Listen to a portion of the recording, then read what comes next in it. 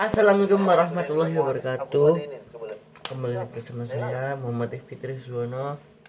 Kali ini saya akan mengerjakan tugas AIK mengenai al-masailul khamsah. Al-masailul khamsah atau masalah 5 disebut juga al-mabadiul khamsah atau prinsip yang 5.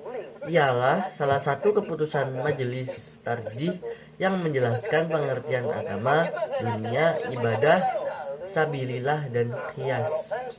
Masalah 5 ini sudah mulai dibicarakan sejak tahun 1930-an, tapi perumusan batu diselenggarakan tahun 1954 sampai 1955 dalam muktamar khusus Majelis Tarjih di Yogyakarta. Yang pertama, rumusan agama. Agama atau ad-din ialah apa yang disyariatkan Allah dengan perantaraan nabi-nabinya berupa perintah dan larangan serta petunjuk untuk kebaikan manusia di dunia dan di akhirat.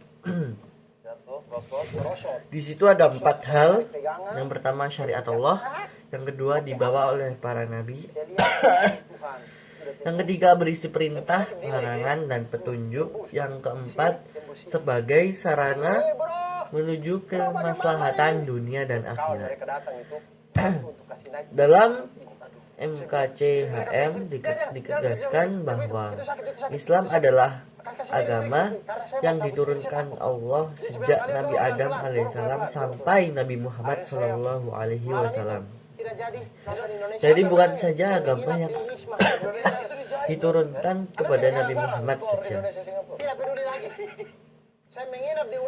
Di sini ada 5 hal, yaitu syariat Allah dibawa oleh para nabi, yang tertera dalam ketiga yang tertera dalam Al-Quran dan sunnah makbullah atau sunnah yang diterima, yang keempat berisi perintah, larangan, dan petunjuk, yang kelima sebagai sarana menuju kemaslahatan dunia dan akhirat. Yang dimaksud dengan agama di sini ialah Islam. Ini sesuai dengan Al-Quran surat Ali Imran dan ayat 19 dan 85.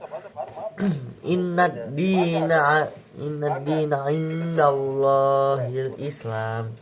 Sesungguhnya agama yang diakui di sisi Allah adalah Islam. Surat Ali Imran ayat 19. Selanjutnya wa may yabtaghi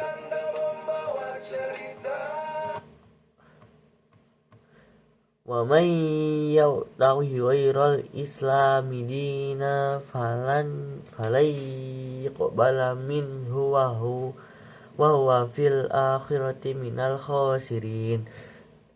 Yang artinya, siapa yang mencari agama Islam siapa yang mencari agama selain Islam, maka tidak akan diterima, dan dia di akhirat termasuk orang yang rugi. Surat Ali Imran ayat 85.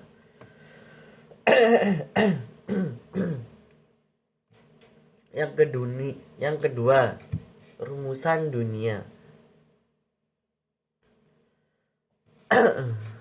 Ad-dunya al-murdu bi amrid dunya fi qawlihi antum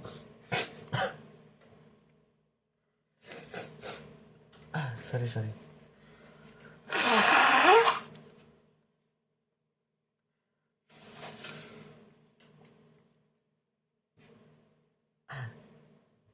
ya, pokok itulah. Urusan dunia yang dibagi ada 2. Yang pertama, yang sama sekali diatur oleh Islam, seperti cara bercocok tanam, membangun rumah, dan lain-lain. Yang kedua, diatur sebagiannya oleh Islam. Contohnya seperti cara makan, minum, berpakaian, dan lain-lain. Yang ketiga, rumusan ibadah. Ibadah ialah bertakarub atau mendekatkan diri kepada Allah dengan jalan mentaati segala perintahnya, menjauhi larangannya, dan mengamalkan segala diinginkannya. Dan ibadah itu terbagi dua, yaitu ammah atau umum dan khasah atau khusus. Ibadah ammah atau umum ialah segala amal yang diizinkan oleh Allah, dan ibadah khasah atau khusus ialah yang telah dibatasi Allah dengan bagian-bagiannya, keadaan dan tata caranya yang tertentu.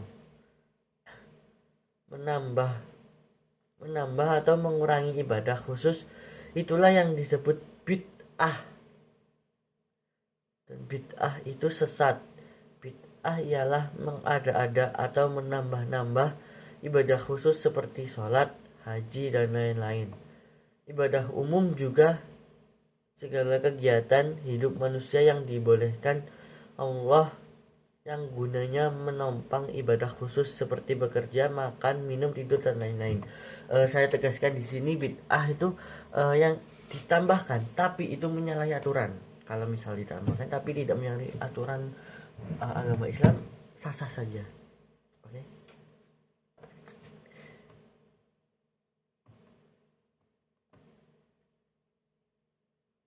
Ibadah umum juga segala kegiatan hidup manusia yang dibolehkan Allah, yang gunanya menopang ibadah khusus seperti bekerja, makan, minum, tidur, dan lain-lain. Tanpa semua yang di atas, kita tidak bisa melakukan sholat dan lain-lain. Kalau demikian, maka cocoklah firman Allah subhanahu wa ta'ala dalam surat Az-Zariyat ayat 56. Artinya, tidak aku ciptakan jin dan manusia kecuali untuk menyembahku, karena seluruh hidup kita adalah ibadah.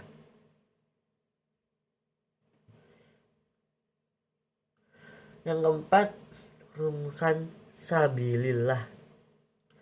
Sabil artinya jalan, jadi sabilillah artinya jalan Allah. Dalam qorar atau keputusan majelis tarjih, pengertiannya ialah sabilillah yang menyampaikan perbuatan seseorang kepada keridhaan Allah, berupa segala amal yang diizinkan Allah untuk meninggikan kalimatnya atau agamanya dan melaksanakan hukum-hukumnya. Dari pengertian tersebut ada beberapa unsur. Yang pertama berupa amalan yang diizinkan Allah. Yang kedua, jalan yang menyampaikan kepada keridhaan Allah. Yang ketiga, tujuannya untuk meninggikan atau memuliakan kalimat atau agama Allah dan melaksanakan hukum Allah. Di sini ditegaskan bahwa sabilillah adalah semua kegiatan untuk mencari ridho Allah.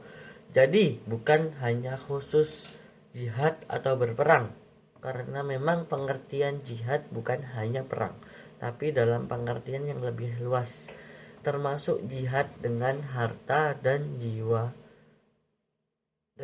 jihad melalui pendidikan, dakwah, dan memakmurkan masjid dan lain-lain. Tapi sabilillah dalam Al-Quran dihubungkan dengan jihad atau berperang. Ini tertera dalam surat At-Taubah ayat 81. Yang kelima, rumusan qiyas.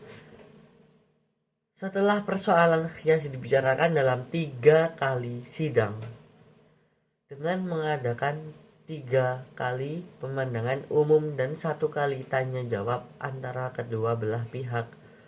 Setelah mengikuti dengan teliti akan jalannya pembicaraan dan alasan-alasan yang dikemukakan oleh kedua belah pihak, dan dengan menginsafi bahwa tiap-tiap keputusan yang diambil olehnya itu hanya sekedar mentarjihkan di antara pendapat-pendapat yang ada, tidak berarti menyalahkan pendapat yang lain. Memutuskan satu, bahwa dasar mutlak untuk berhukum dalam agama Islam adalah Al-Quran dan Al-Hadis. Kedua, bahwa di mana perlu dalam menghadapi soal-soal yang telah terjadi dan sangat dihajatkan untuk diamalkan mengenai hal-hal yang tidak bersangkutan dengan ibadah dan madhoh, padahal untuk alasan atasnya tiada terdapat nas sarih di dalam Al-Quran atau sunnah sahihah, maka dipergunakan alasan dengan jalan ijtihad dan istibat dan nas-nas yang ada melalui persamaan ilat sebagai telah dilakukan oleh ulama-ulama salaf dan khalaf. Qiyas ialah ihtijaj dalam menetapkan hukum suatu masalah yang belum ada ketentuan hukumnya dengan menyamakan hukum kepada suatu masalah yang telah ada hukumnya berdasarkan nas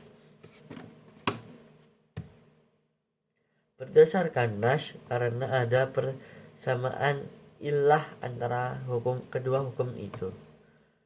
Contoh, mengharamkan narkoba karena hiaskan kepada khamr karena persamaan ilahnya yaitu sama-sama menghilangkan akal atau memabukkan. Surat Al-Baqarah ayat 219 dan Al-Maidah ayat 90.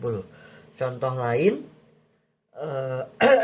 dalam pengangkatan khalifah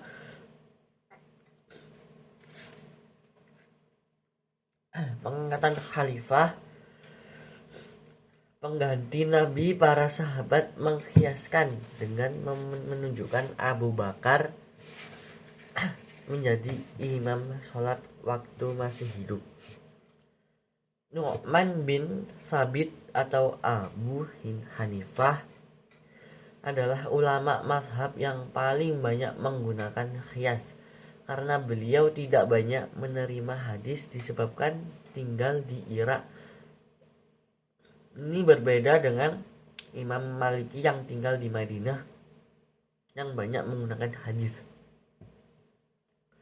Disampaikan dalam pelatihan kader Taruna Melati 1 PD IPM Kota Bijay tanggal 20-23 Agustus 2011.